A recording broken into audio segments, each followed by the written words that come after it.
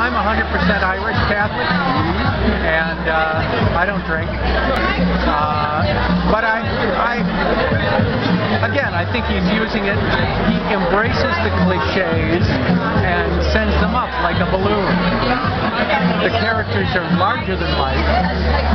He deals with the stereotypes, but he deals with them in a stereotypical, in a way that elicits humor from us. Not everyone, you can't, for every ethnic group, there are stereotypes, and you can either succumb to them or triumph over them. And I think McDonough triumphs over the stereotypes by not taking himself and his Irishness, which both his parents are Irish, even though he was born in England, too seriously.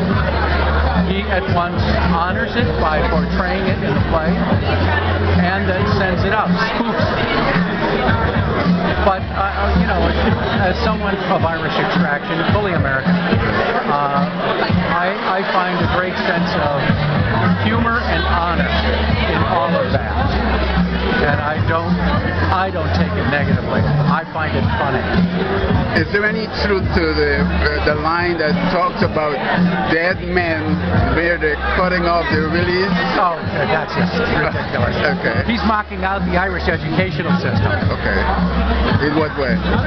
Well, everybody, I think the Irish public schools are not great. The public schools, but their public schools are what we would consider to be private schools. So the government schools are not particularly wonderful. So that's what he's poking fun at. I bet we could do that here. What do you think? So let's talk about him per se. What do you admire about him besides what you've already said? He wrote 7 of these plays in his mid-20s. He had at one time 3 plays on the West End. And he won an Olivier, which is the Tony of England. He has much to recommend him. He's a very smart guy. His brother John just wrote and produced a film, directed a film, and was produced by Martin McDonough. It's called The Guard, and it's wonderful. His film In Bruges is wonderful. So I think he's extraordinarily talented. I think he comes of a time when Ireland was seizing its own latter 20th century identity under the roar of the Celtic Tiger. So he and Conor McPherson are obviously the 2 most famous voices of that time period.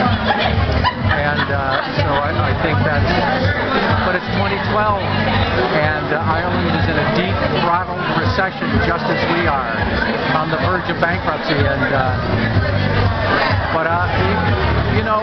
when economies and countries are finding their full voice, artistic voices emerge, and I think he will be one of those that we look to, like Conor